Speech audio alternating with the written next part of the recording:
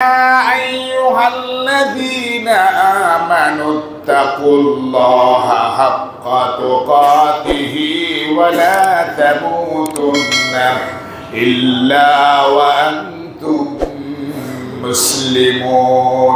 হে ঈমানদাররা, তোমরা তোমার আল্লাহকে ভয় করো, ভয় করার মতো, এবং মুসলমান না হওয়া পর্যন্ত মৃত্যুবরণ করিও না।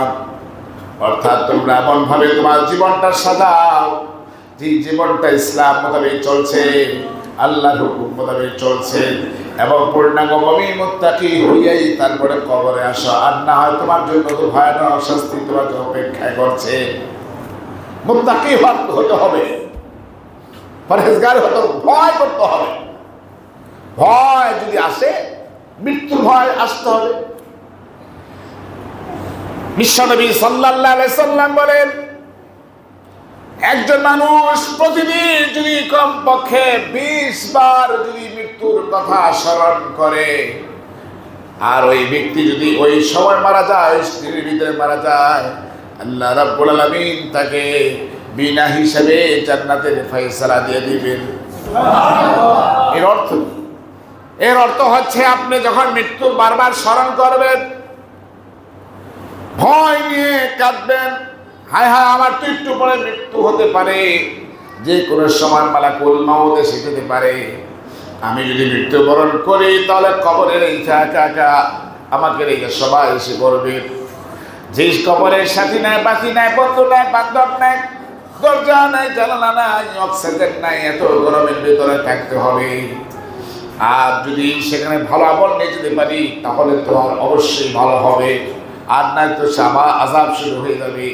এই ভয় ভীতি যখন মানুষের অন্তরে বারবার আসবে, তখন গুনাহ করতে গেলেও আল্লাহর কথা মনে পড়বে। ঠিক যে ব্যক্তির ভিতরে ভয় থাকবে, তাকওয়া থাকবে, সেই ব্যক্তি গুনাহ করতে পারবে না। প্রাসঙ্গিক ভাবে একটি ঘটনা বলছি। হযরত ওমর ইবনে খাত্তাব রাদিয়াল্লাহু তাআলা আনহু, তিনি অর্ধ পৃথিবীর রাষ্ট্রনায়ক ছিলেন। রাত যখন গভীর হয়ে যায়, সবাই যখন ঘুমে বিভোর, সবাই যখন ঘুমন্ত অবস্থা আছে, এমন সময় সেই রাত শেষ রাতে হযরত ওমর ইবনে খাত্তাব রাদিয়াল্লাহু আনহু তিনি উঠেন, তাহাজ্জুদ পড়ার পরে এবার ঘোরাঘুরি করছেন, সব ঘরগুলো একটা একটা করে খুঁজে যে কোন লোকটা কোন সমস্যার মধ্যে আছে, অসুবিধার মধ্যে আছে কিনা। উনি খুঁজতেছেন, যাচ্ছেন একটা কুড়ি ঘর, জীর্ণ শীর্ণ, একেবারে ভাঙ্গা চেঙ্গা কোন রকম ঘর থেকে একটু আলো আসছে, চেরাগের আলো হয়, আর মিনিমিনি করে কিছু কথা বলছে। হযরত ওমর রাদিয়াল্লাহু তাআলা আনহু কাছে গিয়া কান তাকে শুনতেছেন, দেখি তো কোনো সমস্যা আছে কিনা।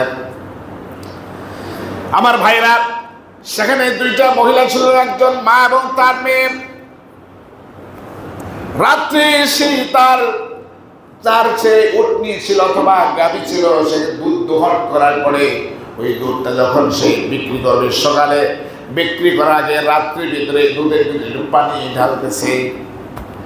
এবার যখন পানি ঢালছে, তার মেয়েটা বলছে, মা গো, তুমি কি কাজ করো?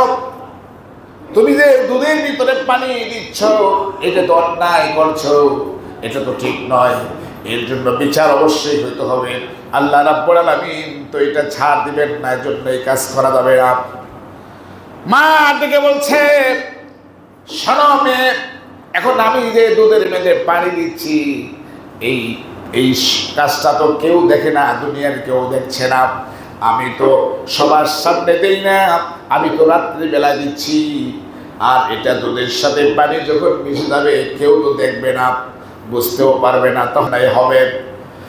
আও মুসলমান ভাইরা আমার, সঙ্গে সঙ্গে মেয়েটা ডেকে বলে, মা, তুমি যে রাত্রির ভিতরে তুমি দুধের ভিতরে পানি দিচ্ছ, এটা তুমি আমি দেখছি তো মনে করছো, দুনিয়ার কেউ দেখলো না, কিন্তু যিনি সৃষ্টি করেছেন তোমাকে আমাকে, যিনি দুধ দেওয়ার জন্য, খাওয়ার জন্য যিনি আমাদেরকে গিফট করেছেন, সেই আল্লাহ রাব্বুল আলামিন তো তিনি ঘুমান না, তিনি তন্দ্রাও আসেন না, তিনি সব জানেন, সব দেখেন।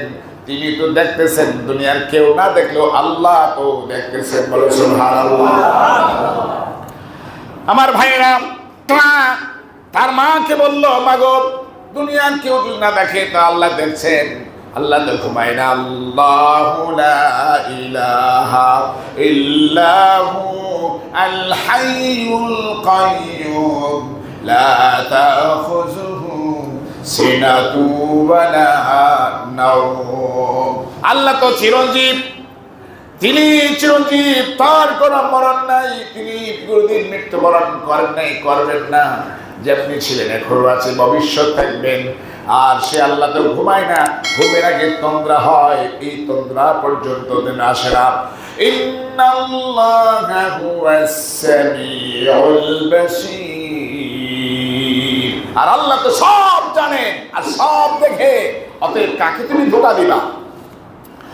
আমার ভাইরা, হযরত উমর রাদিয়াল্লাহু তাআলা আনহু এই শব্দটা শোনার সাথে সাথে দিলের ভিতরে অটোমেটিক ভাবে পরিবর্তন এসে গেছে, তার প্রতি আকৃষ্ট হয়ে গেছে, মেয়েটার প্রতি মনটা ভালো লাগছে। আহারে, এমন মুত্তাকি তুই খুঁজতেছিলাম। বাসায় এসে গেছে, বাড়িতে আসছে। বাড়িতে আসার পরে এবার একজন দূতের মাধ্যমে খবর দিল ওই মহিলাটাকে আসার জন্য। বল, আমিরুল মুমিনিন হযরত উমর তোমাকে ডাকছে। আমার ভাইরা, এবার একজন দূত পাঠিয়ে দিয়েছেন। তিনি যখন ওই মহিলাটাকে বলছে, মাগো, তোমাকে তো ডাকছেন আমিরুল মুমিনিন, অর্থ পৃথিবীর যিনি রাষ্ট্রনায়ক, তিনি হোক প্রেসিডেন্ট তোমাকে ডাকছে। এই কথা শোনার সাথে সাথে মহিলাটার পুরো শরীরে কম্পন সৃষ্টি হয়ে গেল। চিন্তা করলো, আরে হয়তো রাত্রের ভিতরে আমরা যে কথোপকথন বলছিলাম, আমি যে দুধের ভিতরে পানি দিয়েছি, এই জিনিসটা হয়তো বা কোনো যদি জানতে পারে তাহলে সর্বনাশ, আমাকে ছুরিচ্ছেদ করবে। আবার ভাইরা, ওই মহিলাটা আস্তে আস্তে যাওয়া শুরু করলো।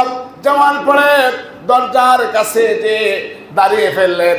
আমার ভাইরা, হযরত উমর ইবনে খাত্তাব রাদিয়াল্লাহু তাআলা দেখছেন যে ভয় কাঁপতেছে, এবার প্রবেশ করতে পারছে না, ভয় পাচ্ছেন। আবার তখন নিজেই নিজের সিংহাসন থেকে, নিজের চেয়ার থেকে উঠে নিজেই সামনে আসলেন, বাইরে যায় সালাম দিয়ে বলছেন, মা মোগল, তুমি বলো, আমি তোমাকে ডাকছি, আমি তোমাকে বলো ভয় আছি কিনা, আমি সেই উমর। আমার ভাইরা, ওই মহিলাটা ডেকে বলে, আমিরুল মুমিনিন, আমি শুনছি তোমার যে রাগ, তোমার যে ক্রোধ, তোমাকে দেখলে মানুষ ভয় পায়। আর আজকে যেহেতু আমাকে ডাকছে, আমি ভয় পাচ্ছি, না জানি কি হয়ে যায়, কোন অপরাধের জন্য আমাকে ডাকা হয়ে গেছে। কিন্তু আজকে দেখলাম সিংহাসন থেকে যেহেতু তুমি নিজে এসেছো, অতএব বুঝতে পারলাম তোমার চেয়ে আর ভালো মানুষ দুনিয়াতে আর কিছু হতে পারে না। বলো সুবহানাল্লাহ।